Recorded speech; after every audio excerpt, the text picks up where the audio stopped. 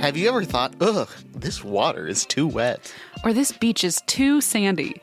My name's Christine. And my name is Zandy. And we're the hosts of Beach Too Sandy, Water Too Wet, a podcast where we do dramatic readings of the most wild and off-the-wall reviews on the internet. We find the funniest, real reviews about everything from Vegas weddings, matchmaking services and Trader Joe's, to caves, toddler beds, and Spirit Halloween. You won't believe the things that people think absolutely must be said on the internet. How else would everyone know that some caves don't have Wi-Fi? We hear about the good, the bad, and that one time Spirit Halloween sent someone a dildo instead of a Halloween costume. And believe it or not, we got to the bottom of it. Join us every Wednesday wherever you listen to your podcasts. Beach Too Sandy, Water Too Wet is brought to you by the Forever Dog Podcast Network. Just a reminder that Big Mood, Little Mood with Daniel M. Lavery happens twice a week. Slate Plus members get an additional mini episode or Little Big Mood every Friday. Sign up now to listen at slate.com/mood.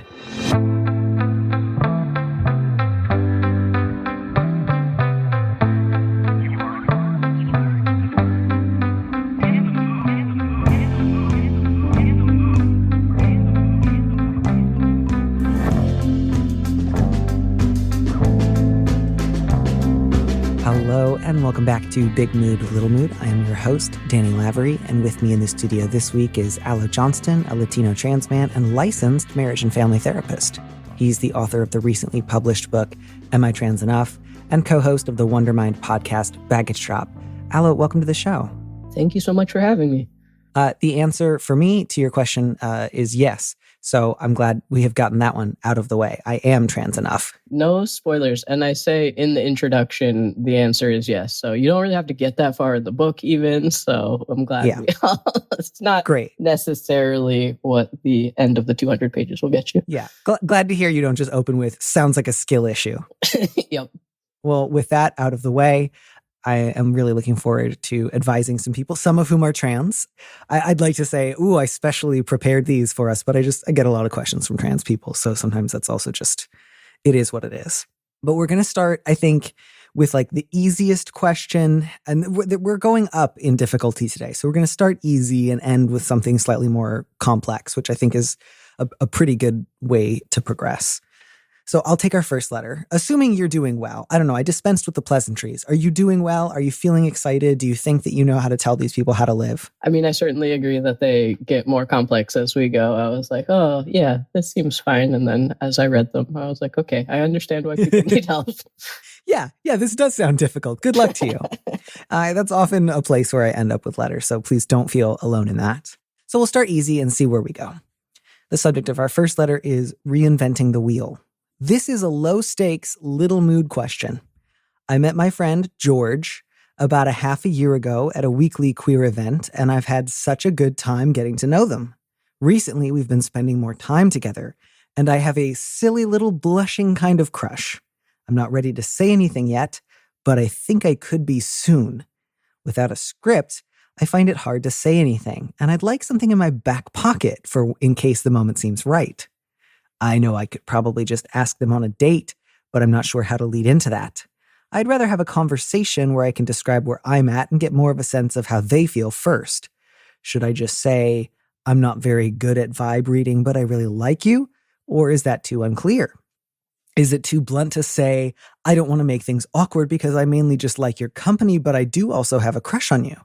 We're both autistic, and I prefer being upfront about how I'm feeling, even if it's awkward to express, but I really don't know which approach they might feel more comfortable with.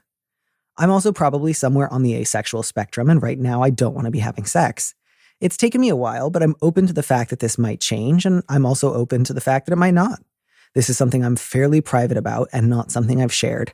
I'd rather talk about it if the topic were to come up naturally, but I also don't want to be giving the wrong impression about how I feel or what I'm looking for. I'm aware that I may be overthinking this. Any thoughts? By the way, I use he, him, George uses they, them, and we're both in our mid-20s. And then this is just a PS.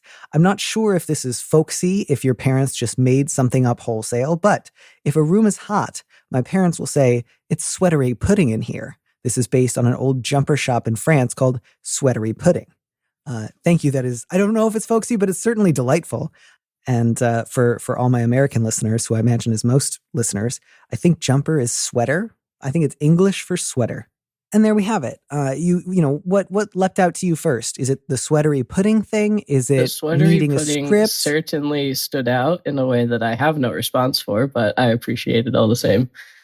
Yeah, I mean, I think the things that leapt out to me first are is it too blunt? Which I guess my first feeling is saying what you feel is never too blunt. If you are saying truly what you are feeling, there's no such thing as too blunt. And the other phrase that leapt out to me was which approach they might feel more comfortable with, which is truly just a nice idea that we could know such a thing in advance, but you can't know what someone's going to feel comfortable with until you shoot your shot, so to say. Like, I think someone's going to be comfortable or uncomfortable. They're going to receive it well. They're not going to receive it well. We do everything we can to try and anticipate those things and know the answer in advance, and it simply isn't possible. And I think especially the mention of, is this too blunt? Is my communication style going to be received well? You have to communicate in the way that makes sense to you. And you get to find out if it's the communication style that makes sense to the other person, and you hope for the best.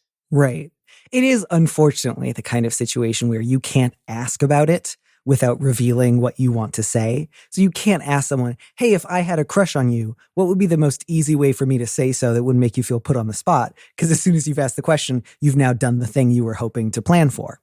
I will say I didn't read either of those possible scripts and think, gosh, this sounds blunt.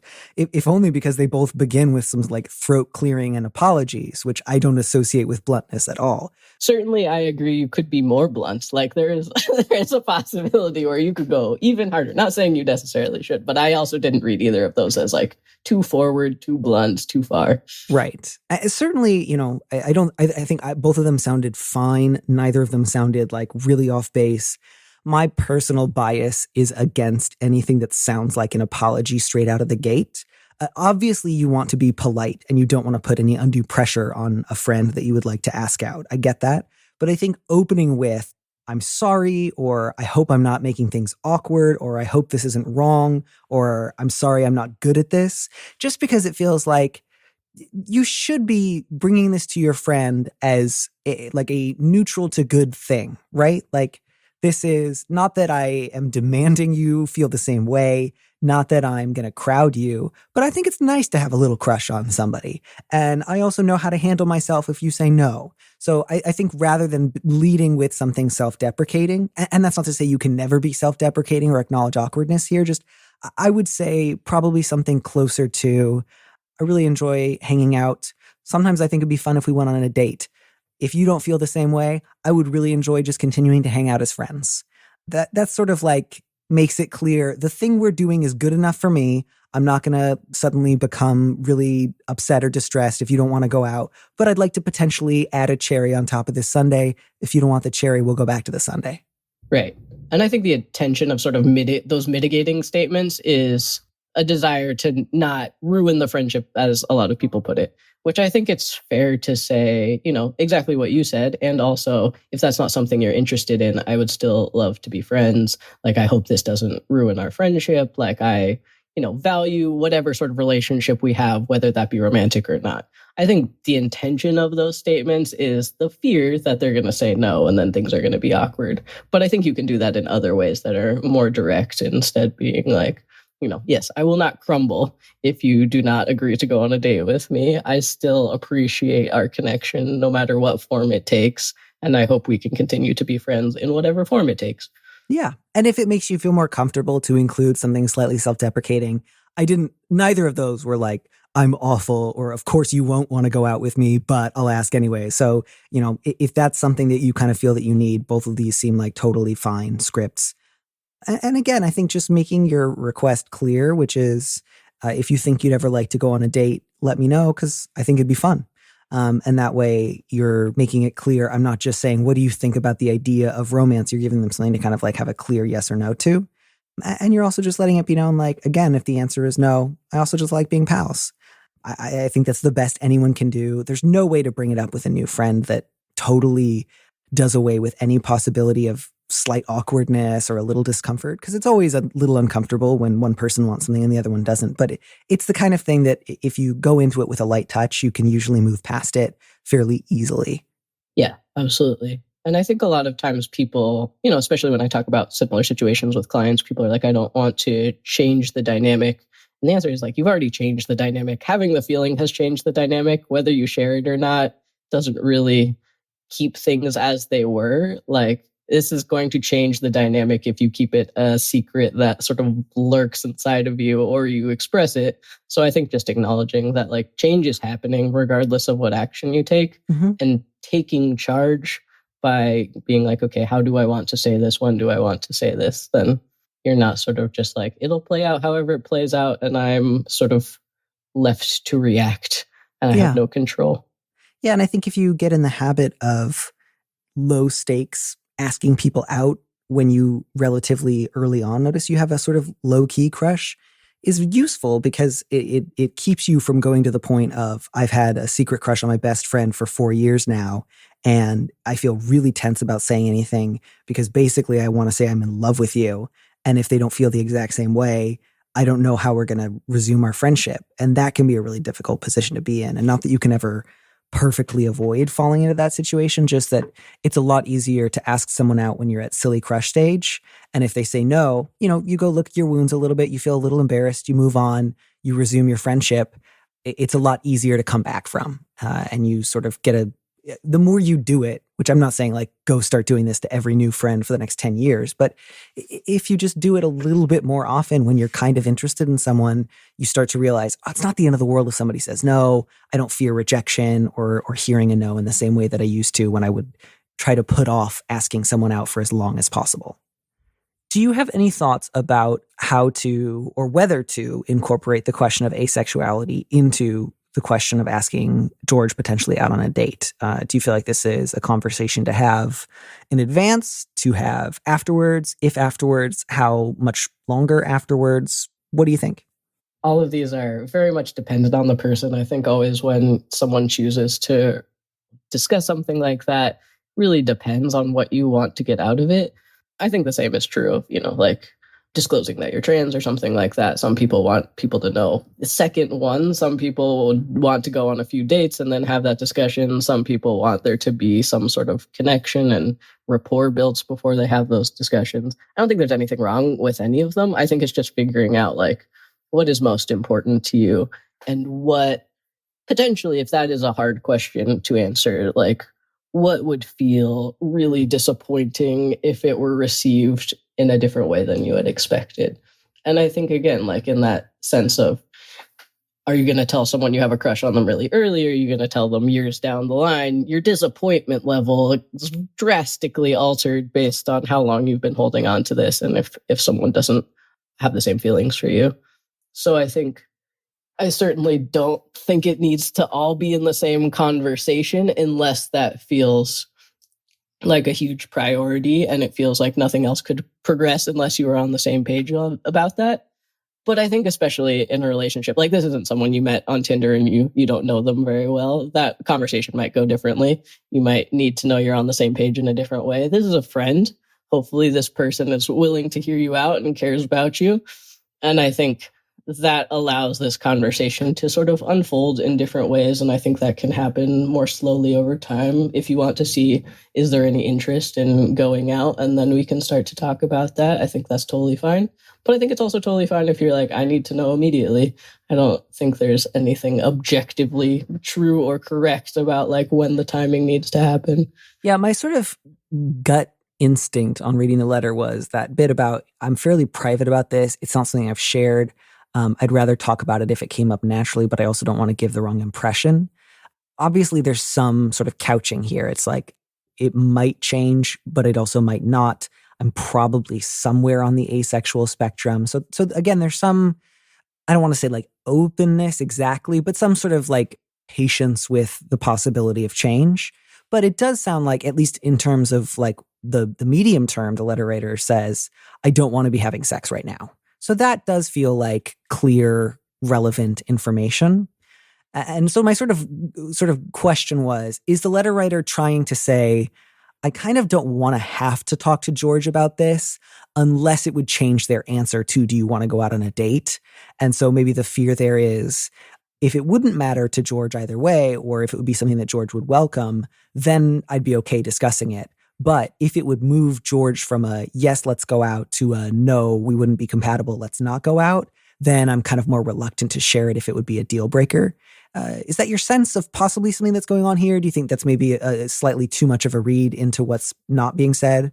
No, I certainly think that sounds very plausible. And, I think much like the other piece of like, I don't want to say anything that's going to make them uncomfortable. It's just like, we would love to know in advance how our words are going to land, and we can't. So I think if that is the case, like, there's no way to know how George will receive this until you say it. And, I think you can say that in a lot of ways. It doesn't have to be an identity conversation early on if you don't want it to be. It could certainly be I'm not interested in sex at this moment, which can turn later into a deeper conversation. But again, like, I think just having faith in the friendship, that there's a person who cares about you and hopefully wants to hear you out, hopefully wants to understand where you're coming from, versus a stranger you meet from a dating app. And I think continuing to bring your anxiety is going to keep taking you to all the places of like, what if they respond this way and this way and this way? And what if they, don't feel comfortable with me saying these things? Anxiety is going to try and solve a million problems that do not exist, and all of them won't exist. They can't possibly all happen. Our anxiety is really great at taking us down a million terrible paths. But, I think continuing to bring that anxious part of you back to, this is a friend who values me as a person and wants to understand where I'm coming from, regardless of if you land at the same place. This is still someone who hopefully cares about what you think and feel, and at the very least will be willing to talk this out with you. Yeah, I think my sort of last thoughts here are, letter writer, you say you're fairly private about this, and in fact, you haven't shared this information with, it sounds like, anybody else in your life. And so I would imagine the idea of potentially sharing it with someone in the context of I want to ask them out could feel daunting, could feel particularly vulnerable. What if the first time I share that I think I'm probably asexual and I don't want to have sex right now is in the context of, and I kind of like you, and then that makes them say, I don't want to go out? Then I might feel rejected. I might feel like the first time I tried to share this information, it like came along with disappointment. And so I would just encourage you to consider, are there other people in your life that you might want to share this with where there's no yes or no question that might change depending on that? Like, is there someone you want to share this with that you would never ask out? And again, that's not to say you have to, just that might take some of the potential sting out of it. But it does seem like pretty relevant information to me. And my encouragement would be to talk about your asexuality, or at least your desire not to have sex, before you ask them out, just because I think it's always going to feel better getting that information out there before you ask for a yes or no answer to, do you want to go out?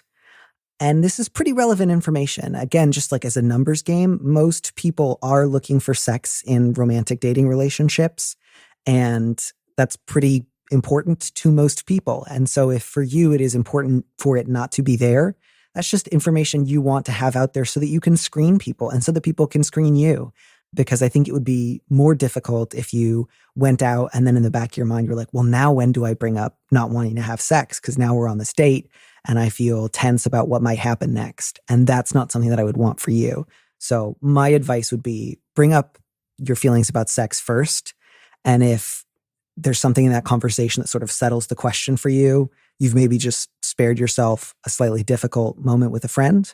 And if George still seems receptive, open, interested, is like, awesome, then you can move ahead with potentially asking them out. But I think it would feel better to know you had that squared away before you ask them out, rather than like, great, now we're going on a date, but now I don't know when to disclose I don't want to have sex. Yeah. And I definitely agree with, if one conversation is revealing all of these things that feel stressful and nerve-wracking, all at the same time, you are putting yourself in a really difficult position. So finding ways that doesn't have to be a big reveal about your feelings, about your sexuality, all of these conversations that you've potentially never had and never, articulated before.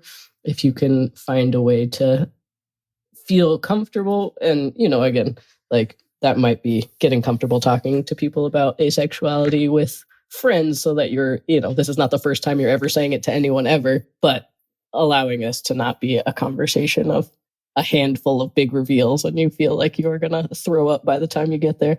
Yeah. And to be clear, that's just my suggestion. It would also be fine if you brought them both up at the same time. It might feel a little bit more vulnerable or a little bit more awkward, but it would not be, I think, oh no, that's terrible. And so you should also consider what feels less stressful to you. If the idea of just having it all out in one conversation sounds better than splitting it up into two, do it in one. And if the outcome is you disclose to George, like, I don't want to have sex, but I do want to go out with you if you're interested. And George says, I'm not interested in that. Or like, I would if you were interested in sex, but I'm not since you're not. That's a good outcome. That's not, oh no, the worst thing happened. And I think I try to stress that a lot, especially when it comes to people who want to ask someone out. Like, the goal of dating is to get to know people better and to figure out if you're compatible and to figure out if there are workable compromises in the areas where you aren't necessarily on the same page. And so if you like someone and you're both kind of interested in each other, but you find an early deal breaker, that can feel disappointing, but is actually a good outcome. It's what's supposed to happen. It's the dating being what it ought to be. So even if you would feel disappointed, I would urge you not to think of that as like, oh man, if only I hadn't, led with that information, something else might have happened. Like, this was inevitable and you just saved yourself some trouble. Yeah. Any outcome where you get information is a good outcome.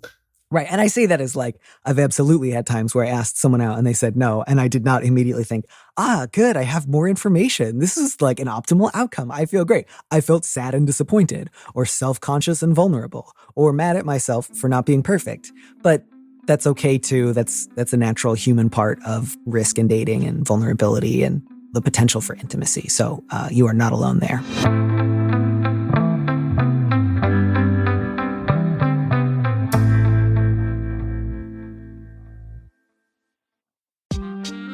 Have you ever thought, ugh, this water is too wet? Or this beach is too sandy? My name's Christine. And my name is Zandy. And we're the hosts of Beach Too Sandy, Water Too Wet, a podcast where we do dramatic readings of the most wild and off-the-wall reviews on the internet. We find the funniest, real reviews about everything from Vegas weddings, matchmaking services and Trader Joe's, to caves, toddler beds, and Spirit Halloween.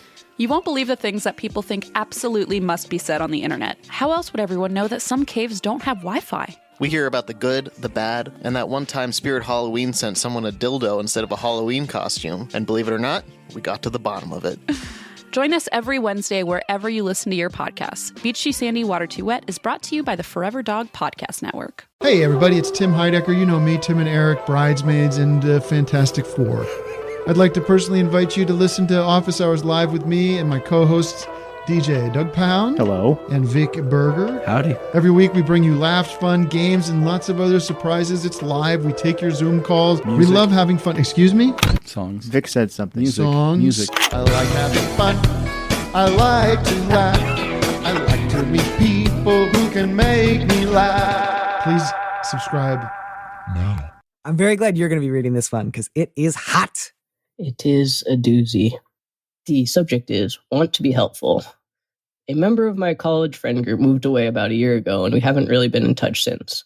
Things have seemed pretty scattered and solitary on social media, but he just shared that he's detransitioning. In theory, I'm totally on board, and I want him to live in the gender identity that feels right for him now. But there's also an emotional piece I can't get over. A vague sense of disappointment, frustration, that when we were in trans spaces together, he was apparently just another cis white gay all along. And this broader fear that my whole concept of gender and the fight against anti-trans legislation has been destabilized. The thought is like, if someone can just leave it all behind after 10 years in bottom surgery, then what are we even fighting for? Could the same happen to me or my other friends? I also can't stop obsessing over this, which feels out of place for someone who's just a casual acquaintance now. It's also not lost on me that much of what I'm saying sounds like a cis person reacting badly to their friend coming out as trans. How can I handle my bizarre, outsized reaction without being an asshole? And since no one really talks about this, is the etiquette around detransition the same as the etiquette around transition? Lots of, fruitful questions here. So much. Is there anything you want to start with? I mean, the thing that stood out to me is that this person is now an acquaintance, which already means a lot of assumptions are being made. And I don't know what the relationship was originally. It sounds like in the friend group, I don't know if this person was close, but at some point they lost touch. And this is now a person that, sort of see from afar. You sort of know this is happening from afar, but you don't really, it doesn't sound like there's been any conversation. Hey, what does this mean to you? How did this happen? Like, what's going on? Which means inherently there's just tons of assumptions being made of what does this mean? The sort of fear of like, oh, you just threw it all away. It sounds like that is the emotional reaction that is happening. You were someone who was in the trans community and you threw it all away. And it sounds like the writer of this letter is sort of feeling a sense of betrayal and a sense of like, I think also a fear of potentially like letting the wrong person into a sacred space or a safe space of we missed someone and they got through. And what does that mean about how safe the rest of us are?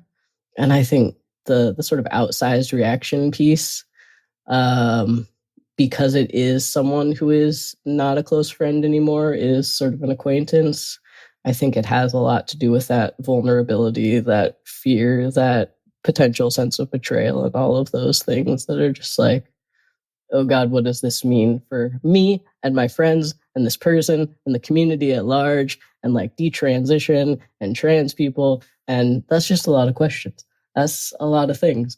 It is. Yeah. Yeah. My first thought here was, I feel like the letter writer would have mentioned if their friend had been the type of person who detransitions in the service of transphobia, who is like, I was duped. Transition is, a social contagion or a social ill and should be stopped.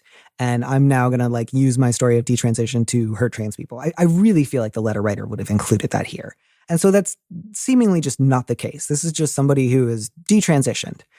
And so given that this is not like one of those handful of cases that's like, and is doing so in order to hurt trans people, I think we can safely just sort of set that aside. So in terms of like the etiquette, yeah, absolutely. The same basic principle of like autonomy and letting other people decide their own names and pronouns continues. The letter writer, I can't remember now if I edited this out or not, but sort of mentioned saying he felt weird again. Like, it's totally fine if internally you're like, wow, it's weird to, use he for someone that for years and years I didn't use those pronouns for.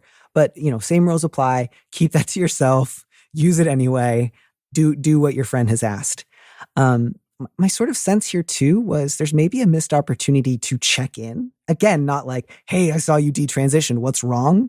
But just like you say, like, we haven't really been in touch since my friend moved away. He seemed pretty scattered and alone on social media. All I know since then is that he's detransitioned. Oftentimes, people do that when they're going through a really hard time. And again, just like for whatever it's worth, a lot of people who detransition go on to retransition later.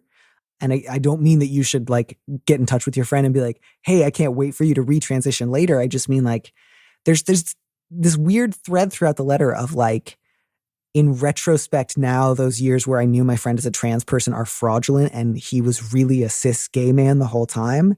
And just like, what kind of ontological nonsense is this? At the time, your friend was living as a trans person. Your friend transitioned.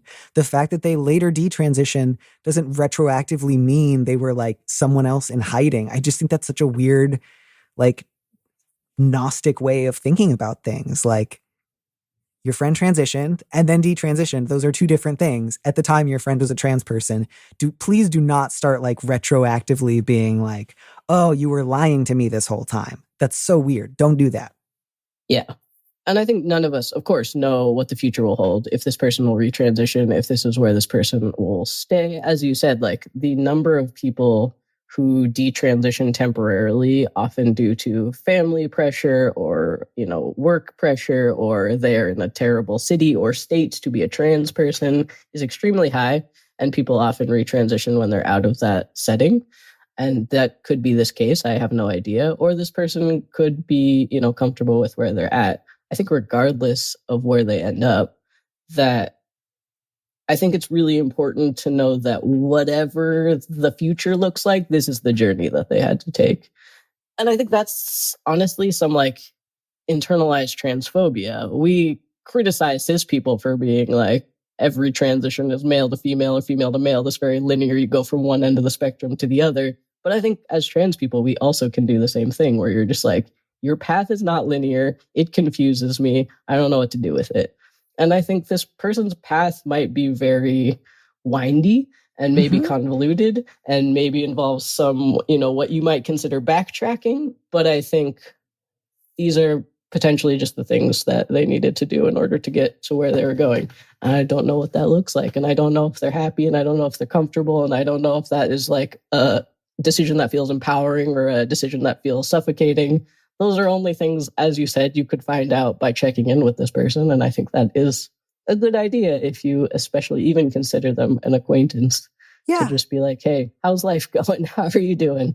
Yeah, I think just in general, if I hear someone say, I have a friend I used to be kind of close with, they moved away, they seem to kind of drop off the map, and I don't know much about what's going on with them, they don't seem like they're doing great. My just sort of like first order piece of business would be send a nice message saying, hey, it's been a while since we talked. I just really wanted to know how you were doing and to say I miss you and I'm sorry that I haven't been in touch more either, rather than like, there's sort of no emphasis in this letter on like, why didn't I reach out sooner? And again, like I get it. Sometimes if somebody doesn't message you, you worry that they're mad at you, so you don't message back. And then enough time has passed that it just feels too weird. But it's not, nobody's dead yet. So go ahead and send a message. Again, I wouldn't go into a ton of detail about like, I noticed you're detransitioning, but just like, hey, I wanted to see how you were doing. It's been a while. I miss talking. And just like say something like warm and friendly. That's like generally hope you're doing well. A friendly message. I don't want to like give a script. Send a friendly message that sounds like you, and don't feel like you have to like have a whole fucking conversation about detransitioning. Let your friend bring that up if he wants to. And if not, you can just like at some point in the conversation be like, thanks for the update. I hope everything's okay. Obviously, like I got your back on terms of using whatever name and pronouns, are correct. But I just really want to separate, like, I totally understand, like, people take other people's lives personally all the time. It happens. It's human. It's understandable. It's also good manners, best practice to keep that shit to yourself. So I'm not going to scold you for feeling weirdly disappointed. I get it, but absolutely keep that shit to yourself. And by that, I also mean don't be going around texting other friends in the group saying things like, isn't it weird that so-and-so detransitioned? What do you think that's about? Don't fucking do that. You will be tempted to gossip about this with other people and to speculate and to create your own little narrative around your friend. Don't fucking do that. But yeah, just like if somebody can detransition after 10 years in bottom surgery, then what are we even fighting for? Autonomy, my friend, like the right to change your mind, the right to transition for 10 years and then fucking do something else, up to and including after getting bottom surgery. Absolutely. We're not fighting for the right to say like, and I was permanently the soul of this gender the whole time. And like, this is my spirit that God has recognized. Like, this is malleable, fungible shit. And people are allowed to change their minds. And also fighting for, if cis people want to have bottom surgery, go for it. Like, I don't care. And I think there's a lot that things have changed a lot over even the past few decades. Like, even when I first started learning about trans people in college till now, things have changed drastically. Mm-hmm. And I think there is a lot of grief that can happen seeing how different generations are treated differently. I think a lot of people will see young trans people having access to care or access to, affirming parents or whatever really early. And that can bring up a lot of grief. That can bring up a lot of feelings of like, why did I have to, suffer? But I think we point this at the wrong direction. We point this at other trans people instead of acknowledging that like, there's just a lot of feelings that we have. And I don't think there's anything wrong with that in terms of like, I don't blame, a cis parent of a trans child needing to go to therapy to process their grief, their disappointment. And also, as you said, like keep that to yourself or keep that to very specific people that are, this gets to be a private conversation that does not need to extend past this place. People need to process their feelings. You might need to process some messy feelings and also figure out which of your feelings are about this person, which it sounds like maybe very few of them, and which of your feelings are about, your own grief, your own trauma, your own experiences of feeling like it is an us versus them, which I feel like I hear a lot of in this letter is just that when we are put in this scenario of being oppressed, then it becomes an us versus them scenario. And this person has like changed teams.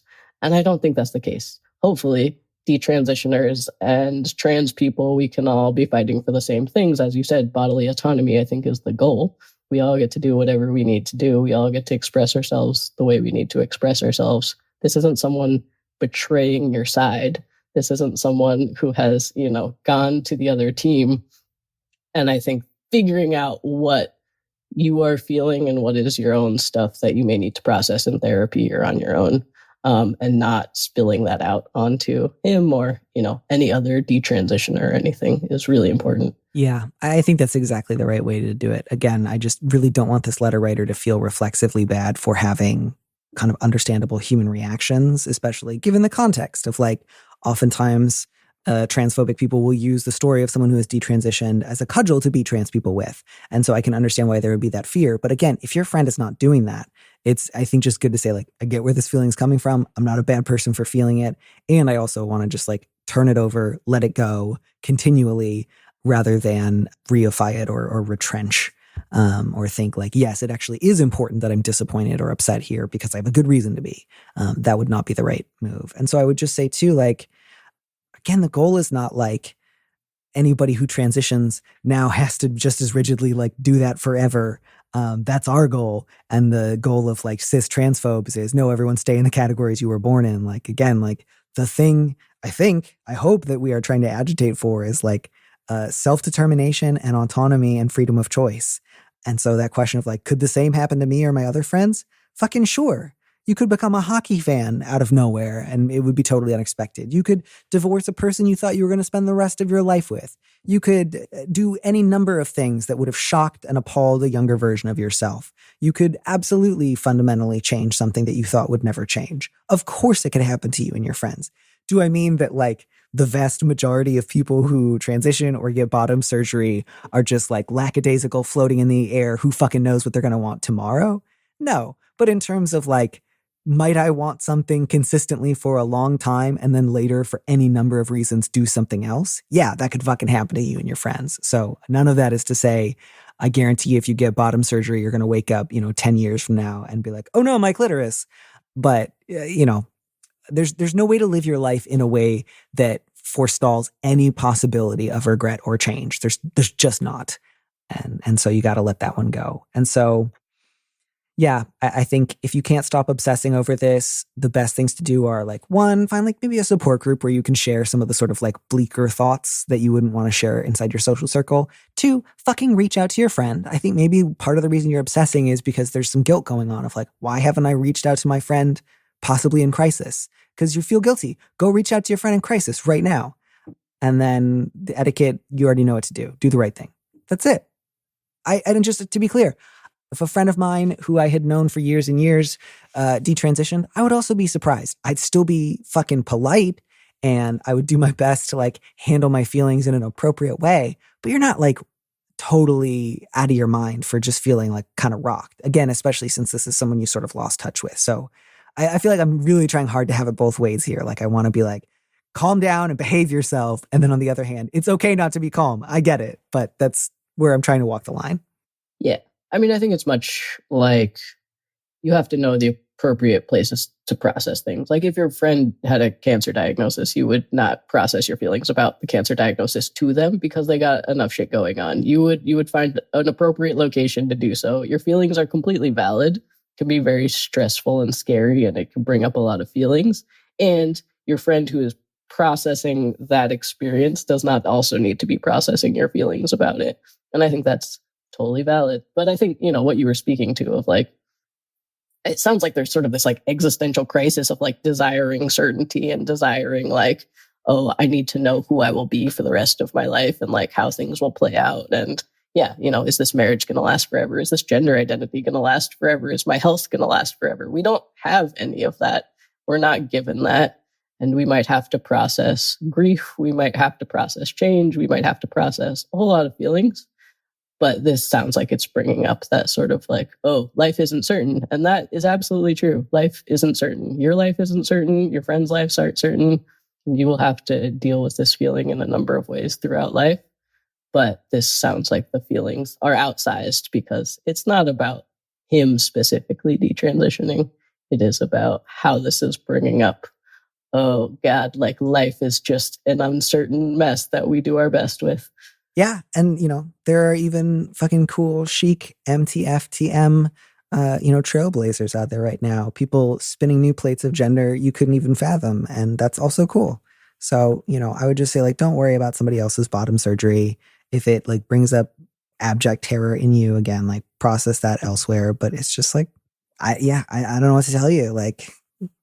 people do weird stuff. And I use weird in the most generally like loving and affirming way imaginable. And I'm glad too. I didn't want to stress too much. Like, odds are actually probably quite high that your friend's reasons for detransitioning are pretty situational and have to do with like lack of support or even active transphobia, and like all the more reason to reach out, because like even if it weren't, your friend would still deserve like love and care and support. But I just also really think that the missing piece here is I think you feel like your friend has just like blithely renounced transness, when I think it's much, much likelier that like your friend is kind of drowning right now. And again, not that means you should like bombard him with phone calls or like condescend to him or treat him like a victim. Just like it's again, unless someone is like, I am detransitioning and moving to Turf Island, then you should definitely just be checking in. Like, do you need a casserole? The etiquette is always, do you need a casserole?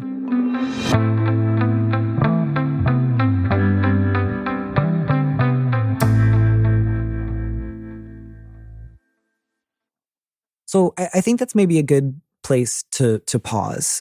And in fact, it's actually a pretty potentially useful segue into talking about some of your own work, which engages with questions of trans enough, which I think we can slightly like warp to here include, like, is this friend now still someone I think of myself as being in community with, or do I need to like banish them to the realm of cisness? And that's tricky too, because again, like self-determination, autonomy, if somebody says, like if your friend actually says, I'm cis again, that's his call to make. But my guess is that's probably not the case. And there are a lot of people who detransition, sometimes temporarily, sometimes for longer periods of time, who still understand themselves as having a lot of things in common with trans people. And so I'm wondering if that's something that has come up in your own work, or the questions of like what kind of kinship or community is possible between people who are transitioning and people who are detransitioning. Yeah. I mean, I think like I was saying, there's so much grief that can make it an us versus them situation. And I think that becomes like an inner community thing when we have this sort of like internalized transphobia of being like, I have to figure out who is trans, who's perfectly trans, the way I want them to be perfectly trans, and then kick everyone else out, because it feels very vulnerable. It feels very scary. It feels potentially like, again, I will let the wrong person like behind these closed doors, and then they will like destroy us from within, which I don't think is what's at stake. I think gender is changing so much. And I think the future of gender, at least for me, I will speak for myself. Like, I think probably even a few decades from now, I will look at like what the kids are doing and I'll be like, I do not understand how people are defining themselves. I don't understand like how people are talking about gender. And to me, that seems like a positive thing. That feels like this is where it should go. And I think there's a lot of people that like, you know, the trans experience right now, unfortunately, does involve a lot of trauma. And I think it's really easy to conflate those things up. The trans experience is trauma. The trans experience is absolutely not trauma. But we're so clouded in that experience that it's really hard to see what could be possible without it.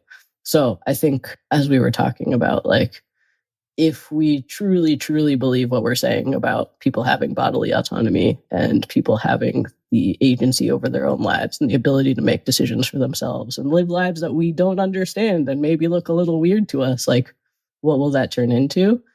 I think that's a really important thing to sit with. And I think a lot of people get caught up in those philosophical questions. I will say a lot of my book is sort of being like, are you an overthinker? Maybe stop thinking. Because I think we get caught up in these things that are like, I have to philosophically figure out gender before I can transition, which I think gets in people's ways a lot of times. And those can be separate things. I think gender is something the more I talk about, the less I understand. But that doesn't feel threatening the way that it did when I was pre-transition. And I was like, I have to understand gender as a concept before I can figure out how I am going to proceed with my own gender, if I'm going to go on testosterone, if I'm going to have top surgery, et cetera, et cetera. Yeah, I'm curious, is this a question that you associate? Because I know there's not a question mark in the title, but I think it's, you know, an implied question, certainly. Is this one that you've associated with like a particular moment in terms of someone's relationship to transition? Do you understand this as a question that people might ask throughout the course of a lifetime, or usually in advance of a decision they're sort of still weighing? Does this seem to you like a closeted question? Does it seem to you like a community question? Does it like, do you notice, does it come from like particular elements of the community, or does it seem pretty universal? It certainly was a question for me for a very long time, in that like, I think my experience was like a lot of people's. I watched a million YouTube videos of trans people trying to be like, should I go on hormones? Should I not? Is this the right decision? Is this the wrong decision? And I would encounter these things. I think I was in like the Tumblr generation where I was reading a lot of trans people's posts. And I remember in particular, this one trans guy wrote about how he had wanted a penis since he was a child, had wanted to pee standing up since he was a child. And anyone who didn't feel that way was not a real trans person. And I took it seriously because someone said something confidently. What else am I going to do? I was like, oh, okay, that sounds right. This person sounds very confident. And I think things like that made me feel, okay, I have these feelings of like, oh, I'd like a deeper voice and things like that. But I don't have that feeling. I don't have this genital dysphoria. I don't have these overwhelming feelings that other people are expressing the way that they're expressing them. And that led to a lot of, I'm not trans enough. I must have some different experience. I must be having a different experience than these people. And maybe I'm just faking it. Maybe I'm appropriating some sort of experience. Maybe this is internalized misogyny. And as in my work as a therapist, I feel like tons of people I have worked with have had really similar journeys, and they've either articulated it in the same way of, am I trans enough? Or have just had those sort of creeping insecurities, which I think are those like internalized transphobia things that we then spill out onto other members of the community. And I think it's not necessarily something that affects you for the rest of your life. I think hopefully that voice gets quieter and quieter and quieter as you have more of a certainty in your own experience and your own comfort. But I think it can be something that's like this tiny, tiny little critical voice that is frequently exacerbated by the societal narrative that the way people talk about transition, the way people talk about that this is irreversible, this is the most drastic thing you could ever do to your body, this is something you need to be absolutely sure of, this is essentially only okay if you have no other options, that we start to believe that this is something that can't be done joyfully, can't be done casually, can't be done in a way that isn't like life or death. I am on the brink of ending things, so transition is my only option, which I think is essentially, it creates this narrative that transition has to be traumatic, and it becomes traumatic because people are waiting so long. People are like, well, I have to try absolutely everything else to see if it's something else before I consider starting hormones, instead of being like, I could start hormones and see if it helps early on without having to be like, I've been suffering for 10 years. Now I'm allowed to try something that, maybe could help me. So I think just the way we talk about things exacerbates the problem.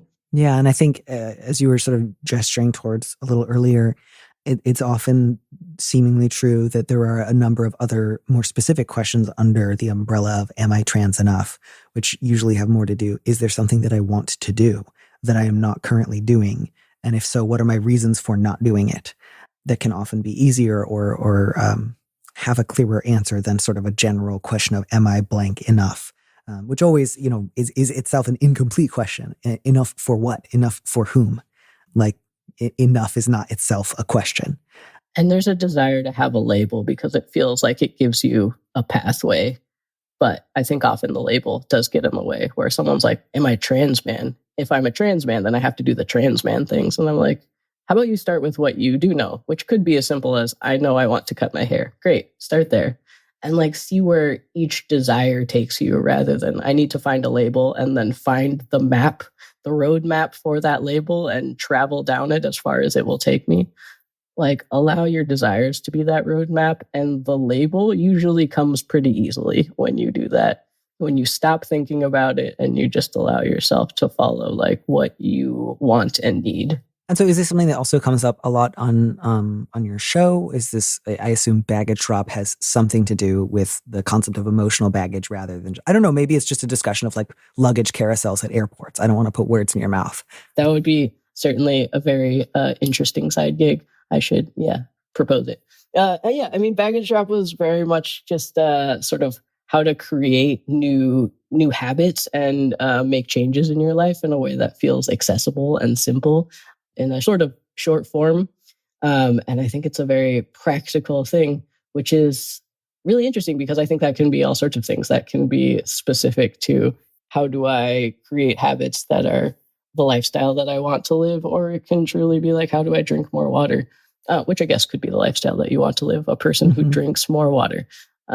But yeah, I think that sort of just a practical attempt at creating new habits, making changes that feel healthy and feel like they are getting you closer. And like, what's getting in the way of those? Like, what's preventing you from creating a habit that sticks? For whatever it's worth, listeners, there's a great video game from, I want to say 1982 called Lost Luggage from the Atari.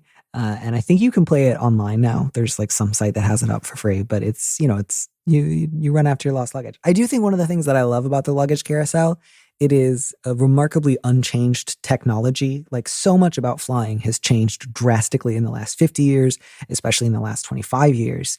But no one's innovating on the luggage carousel. It's exactly what it was in the 90s. And I bet it looks a lot like how it did in the 60s and 70s too, because I think conveyor belt technology is pretty old too. So I wonder when the last innovation was in the luggage carousel field. And if anyone listening to the show knows, please write in and let us know. It's not broke, don't fix it. Just, leave people's luggage in Italy while they're in California. It's fine. It's not a big deal. Yeah, it's like it never works any better than it has to. And I think that's often a characteristic of something that's not going to be improved upon, which is like, it's not great, but it works enough. And that's slightly far afield for our purposes, but it's a nice thing to meditate on. There should be a tie-in between the Baggage Drop podcast and this video game. And yeah. Well, I'll see if the folks at Atari can get in touch. And on that note, I think we are at a great spot to start to wrap up for the day. I have a really quick letter from a listener about a recent letter that I'd like to read, and then I will release you, as well as all of the rest of our listeners, to go about the rest of your day. This is from someone who listened to the Vacation Friends episode of May 16th. I went through an acrimonious divorce myself, and many of our joint friends don't know how bad it was, nor the underlying issues that caused it. Many have remained friends with both me and my ex, although I moved away for a year to get some space and pursue a career opportunity that my ex notably did not support. I'm moving back home soon, and it was really helpful to hear your advice about talking to friends and saying explicitly, please don't invite me to places that you know my ex will be, as I have been dreading the chance that this will occur. Thank you for your kindness and the advice giving and talking about this specific situation. It was really helpful for me. So see, again, like it doesn't always have to be, I've got to move or get away from someone or I'll die and explode. But sometimes it's really important to just get space from someone, not because they are a monster who deserves to be like drummed out of the planet, but just because it's not really possible for you to be in community with everybody. And I think that's a good place to end for the day. So Alo, thank you again so much. And I hope you always find your luggage at every airport. Thank you. You as well.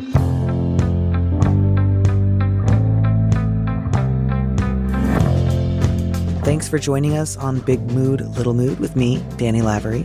Our producer is Phil Surkis, who also composed our theme music. Don't miss an episode of the show. Head to slate.com/mood to sign up to subscribe, or hit the subscribe button on whatever platform you're using right now. Thanks. Also, please leave us a review on Apple Podcasts. We'd love to know what you think. If you want more Big Mood, Little Mood, you should join Slate Plus, Slate's membership program. Members get an extra episode of Big Mood, Little Mood every Friday, and you'll get to hear more advice or conversations with our guest. And as a Slate Plus member, you'll also be supporting the show. Go to slate.com/mood plus to sign up. It's just $15 for your first 3 months. If you'd like me to read your letter on the show, maybe you need a little advice, maybe you need some big advice, head to slate.com/mood to find our Big Mood, Little Mood listener question form, or find a link in the description on the platform you're using right now. Thanks for listening.